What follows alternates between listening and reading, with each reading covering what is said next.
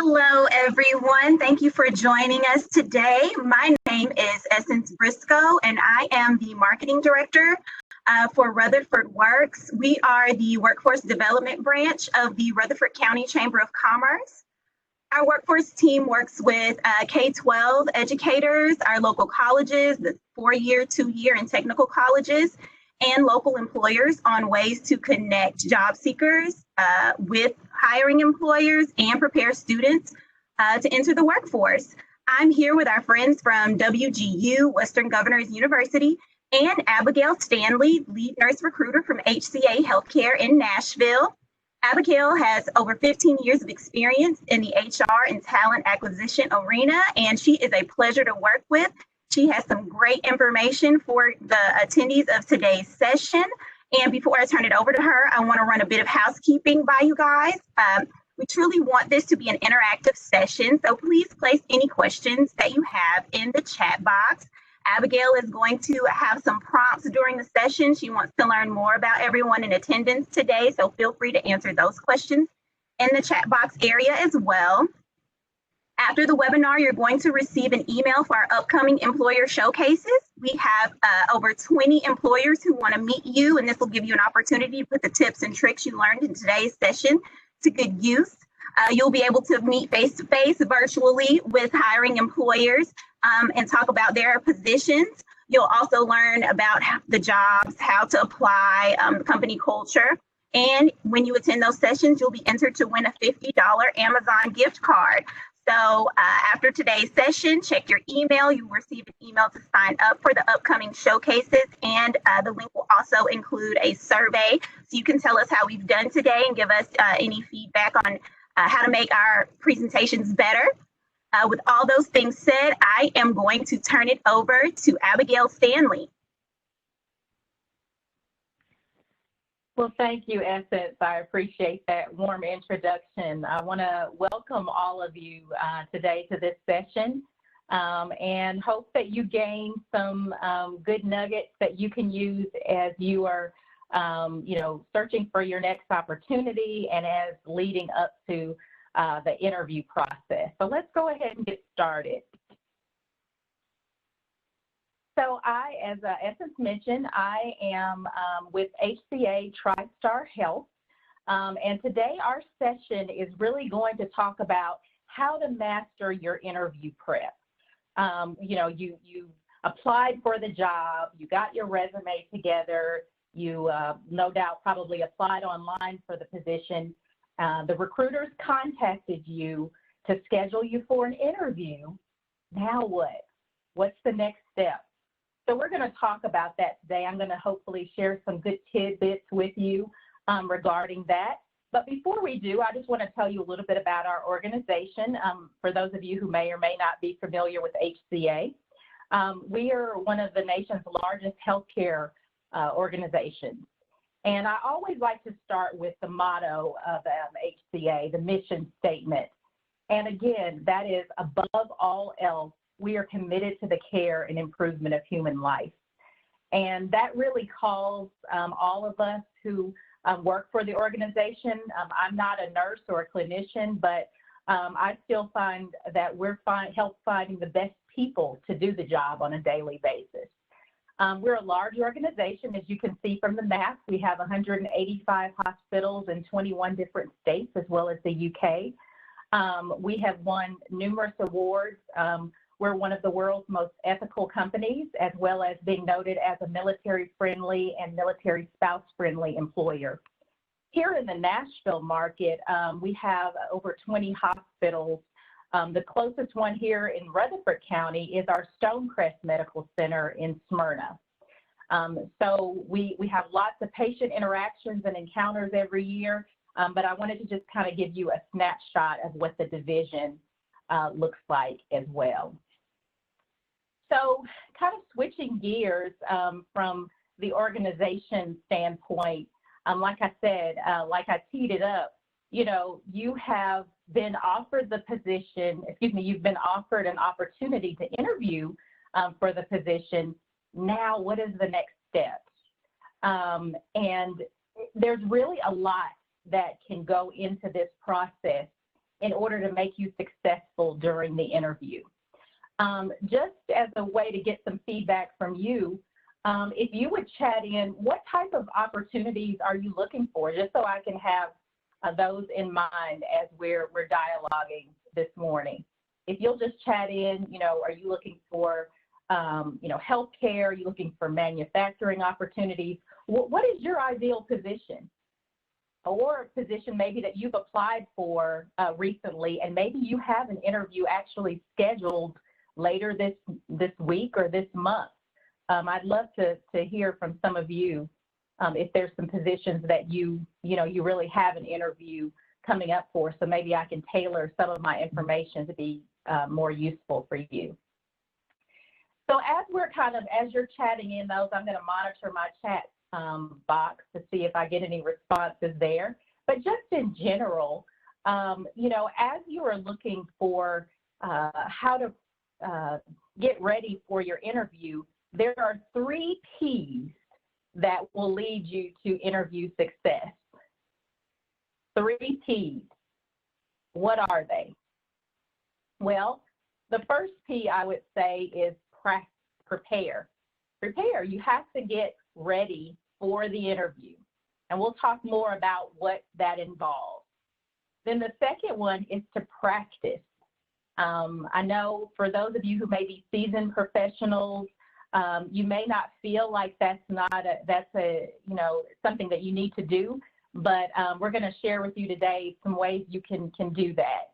And then the third way is to present. Be ready to present yourself to the interviewer and to be ready to rock it out. So let's kind of talk about that first P. How do you prepare for the interview? Well, for instance, I see someone chatted in that they are looking for opportunities in healthcare administration and marketing. So thank you, Corey, for that. Yes, that's a great example. So in Corey's example, if he's looking for a role in healthcare administration, what can he do to prepare when he has the interview? Well, the first thing you can do is really look for information regarding the organization. I started off the presentation with sharing the mission statement of our organization, HCA Healthcare. So you would do well to look at the website for the organization.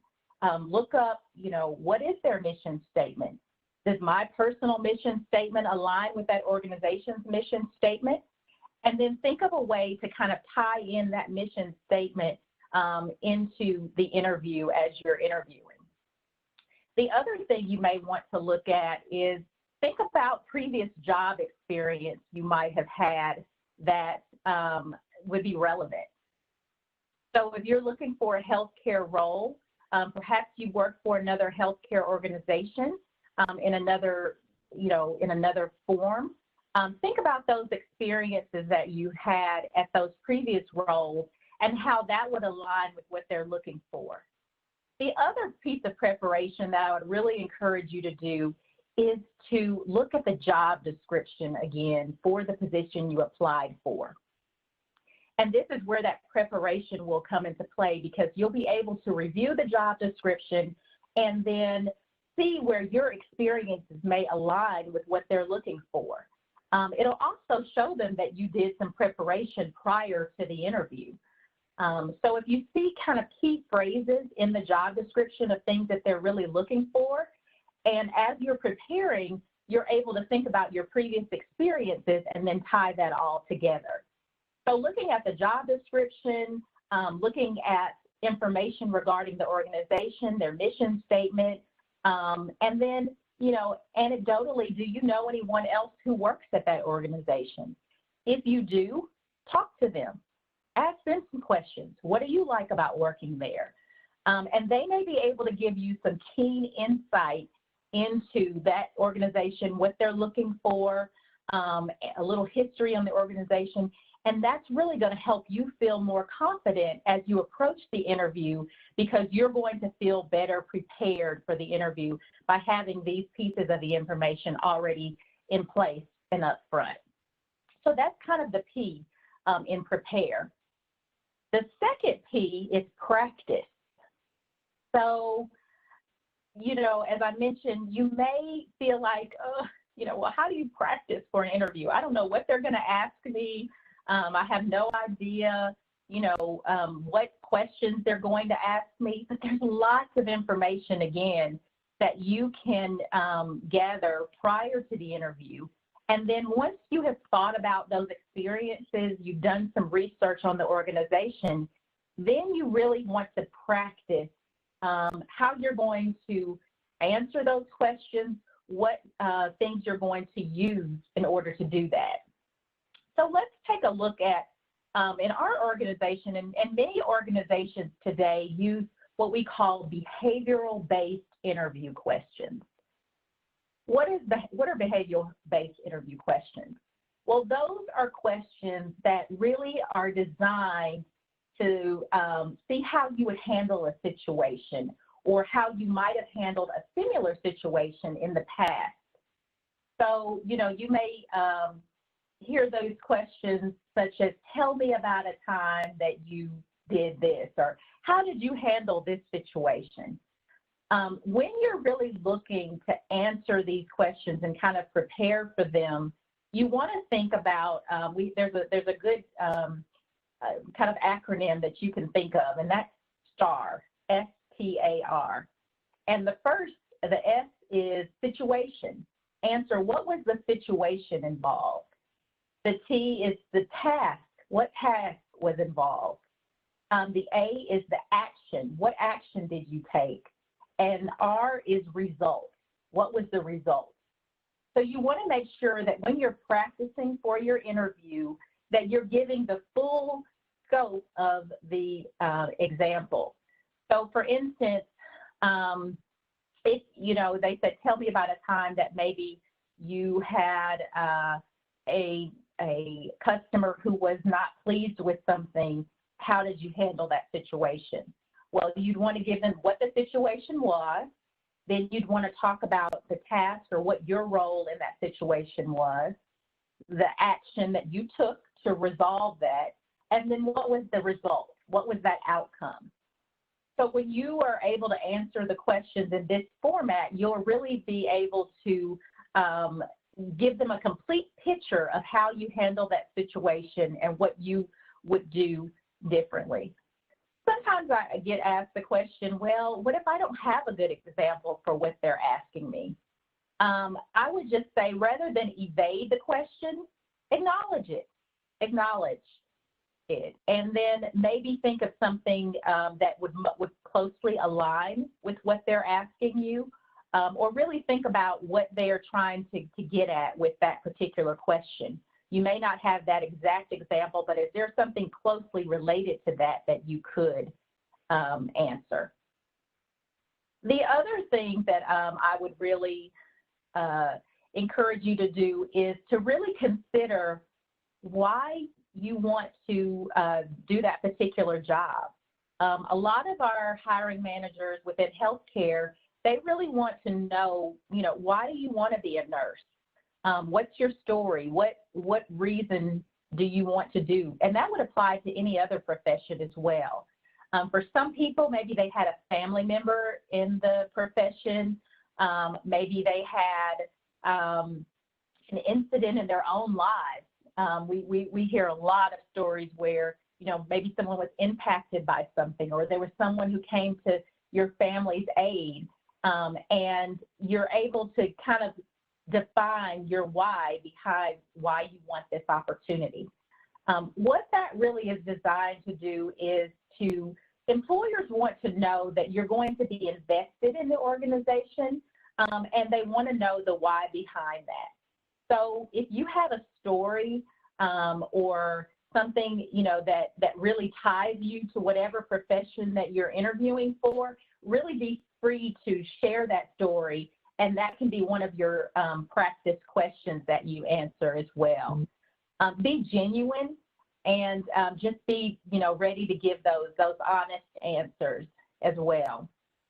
The other thing as far as practice is like literally practice, whether that is in front of a mirror or if you have a colleague or a family member that you could interview with, perhaps someone in HR. ask them, hey, would you be willing to sit down with me for about, 15 minutes, half hour, and just let me, you mock interview me for the position and give me feedback? That feedback can really be valuable to you. They may notice things that you don't even notice yourself, and things such as facial expressions, volume, just the way you're projecting confidence or lack of confidence, body language. Those types of things can really come out when you are mock interviewing with someone in your practice sessions, because other people may notice things we don't notice about ourselves. And it may be something that we're not even aware of. I know a colleague of mine interviewed for a position, and she didn't even notice that she had a kind of a quizzical, expression on her face, or that she kept, kind of looking up, which it appeared like you're searching for the answers. So those type of things are things that someone who is in a practice session with you may notice that you may not even be aware of during your interview. And in that way, you can work to counteract that during your live interview. The other thing with practice is what the saying goes, practice makes perfect. While it may or may not be a perfect interview, it's going to help you feel more confident for the interview when you do go ahead and practice for those sessions as well. So that's the second P, is practice. And then the third P, I would say, is, present. As you're presenting, it can be nerve-wracking, right? I mean, let's be honest here. It's an interview. It can be uncomfortable. And so when you practice, you really want to make sure when you are ready for the interview and you present yourself, you want to make sure that you're able to kind of pause, take some deep breaths prior to the interview. If there's a question that you don't, you're not clear on what they're asking, feel free to ask them. Just take a minute, pause, ask them, would you mind repeating that question again? That, 2 or 3 seconds that you might get during asking them to repeat the question is something that can really prove valuable to you, because it will give you a time to hear the question again. You'll take a deep breath, get your brain working, get those juices flowing again, and then you're ready to answer the question. And then the presentation part of it. Prior to the interview, you really want to make sure you feel your best, you look your best. And so that's where the third P, present. The way you're presenting yourself will really make a big impact on how you feel as far as your confidence within the session. So those are just a few tips that I wanted to share with you. And then I will also want to share a few tips with you regarding virtual interviews. So right now, with the coronavirus going on, some of our facilities are completing virtual interviews where you are using, either Zoom, Skype, or some other tool for interviewing. If you have a virtual interview, even if it's just a phone interview, I would suggest that you test your technology prior to the interview. Most applications, I know the application that our organization uses allows you to be able to enter the interview room prior to the interview. That way you can make sure your camera is set up correctly, the audio is working, and you're ready to go. And then prepare your environment. You want to make sure there's nothing distracting behind you, or anything that could detract from the interview itself. Have good body language. You want to appear somewhat relaxed, not so uptight. And this is regardless of whether it's a virtual interview or a live in-person interview as well. And then again, preparation. Preparation, just in a different environment, with this being a video interview or a phone interview. And then dress as you would for an in-person interview. That's going to, again, help you feel more confident. And then the last point I would just share is when you have a virtual interview, it's almost like your energy needs to be even amped up a bit. I mean, even higher than what you would be in person, because it may or may not translate as well when you are on camera or over the phone. And employers are looking for your excitement. You are high energy, that you really are excited about this opportunity. And sometimes it can be more difficult to convey that in a virtual format than it would be in person.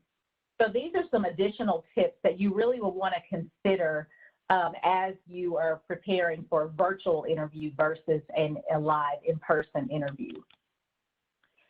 Just some other quick tips I would give in general. I would recommend, if you are going for an on-site interview, I would recommend you do what we call a dry run. And what that means is, you know, read the entire interview confirmation email that the interviewer gives you, or make sure you take notes if they just schedule it over the phone and they don't send a confirmation email. If they don't send a confirmation email and they just contact you on the phone, ask the recruiter, I got down the information, do you mind just sending me a confirmation email so I make sure that I have, you know, covered all my bases and I'm prepared for the interview as well? That way, if they haven't shared that, all the information over the phone, you'll have a written aspect of it. And then if it's a location that you're not familiar with, doing a dry run of driving by that building or going into the building if there's a suite number, so that you are very clear on the day of your interview, you know where you're going, you know how to get there, you know where parking may be located, and you won't have as much stress going into the interview because it won't be a first-time experience. So that's another tip that I will share with you, because it's, like I said, having an interview can be, you know, a little bit intimidating, and any additional prep that you've done is just going to help alleviate some of that.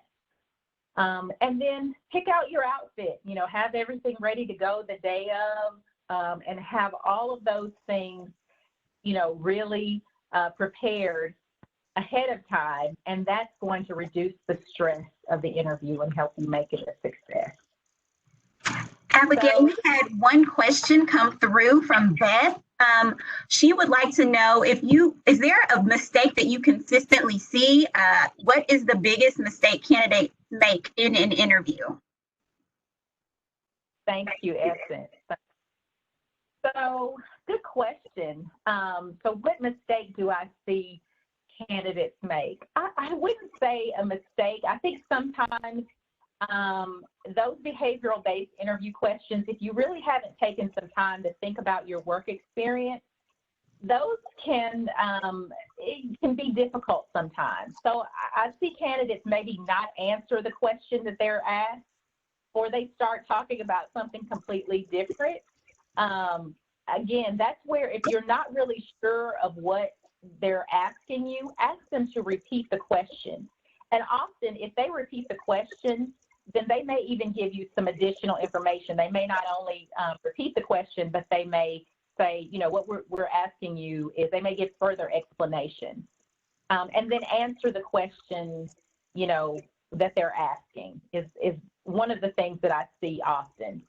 The other thing is, you know, be prepared to have some questions prepared to ask them as well. That's the other preparation piece that you can do.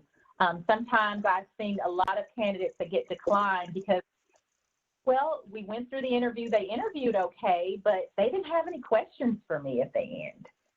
And so when you ask the interviewer questions, that really shows us that you're thinking already how you may be part of the organization or how you may be part of that unit.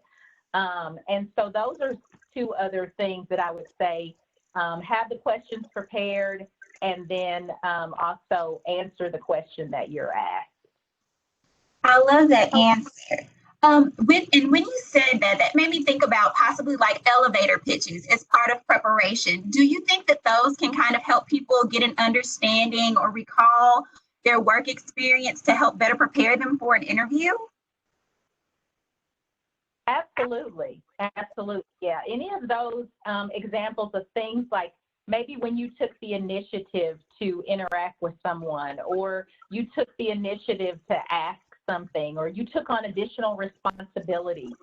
Those are the kind of things that I want you to start recounting in your mind of examples that you could potentially use in an interview.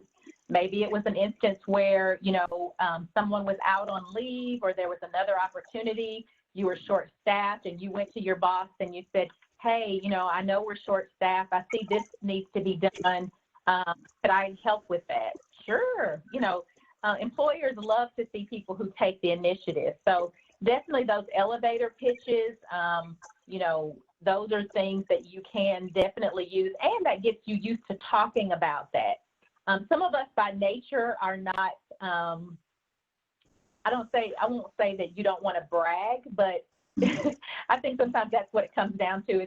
And it's not that you're bragging, but this is your opportunity to prepare, to put your best foot forward and tell that person why we should hire you.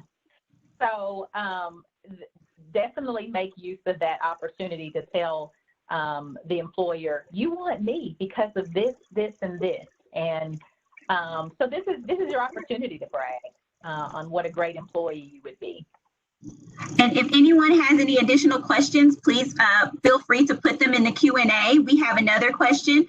Abigail, do you know of any YouTube videos or series or resources that people can use to better prepare for interviews, especially regarding those behavioral interview questions? Yeah, I would just Google behavioral-based interview questions, and you will see a wealth of questions come up. The other thing, if you use Glassdoor or Indeed, if you go on there, you may have previous people who have been interviewed that may even put some of the questions you may be asked.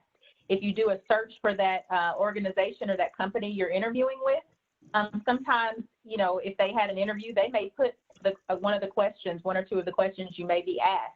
So all of those things that, as far as preparation, that's going to help you. So I would definitely check out Google, the behavioral-based interview questions, and then to check out the company that you're applying for, that you're interviewing with on Indeed and Glassdoor. That's also going to tell you if it's an organization you want to work for, because just as much as it's an opportunity for the employer to decide if they want to offer you the position, it's also an opportunity for you to decide if this is an employer you want to work for. Well, thank you so much. I do not currently have any more questions being asked in the chat box, so I'm going to give everyone a few seconds to submit any additional questions they have. But I love those 3 tips: prepare, practice, and present. I think sometimes we can get nervous when we get into interviewing situations and forget that we are presenting the best of ourselves and what we have to bring. So preparation will prepare us for that. And I love the STAR recommendation, situation, task, action, results. I think that's something that everyone could benefit from remembering. And I just want to remind everyone to check their email so that they can sign up for the employer showcases that are coming up starting next week. We, again, will be giving out a $50 Amazon gift card for attendees to those sessions. You'll have a chance to meet with employers who are looking to fill immediate openings. We have healthcare, supply chain, manufacturing, and construction employers who are looking to fill open positions. And those positions can range from anything from marketing to actual technical positions, such as a nurse who has a very specific skill set that healthcare providers will be looking for. So we have a range of openings there. Thank you, Essence. And I was just going to say, if anyone is interested in opportunities with our organization, you can join our talent network at careers.hcahealthcare.com. And then also connect with us on our social media platforms. We share other interview tips as well on Facebook, LinkedIn. So we're happy to connect with you all there as well. And we hope that you enjoyed the session. That's awesome. Thank you, everyone. And we hope you can join us tomorrow and the upcoming weeks. Have a good rest of the day. Thanks. Bye.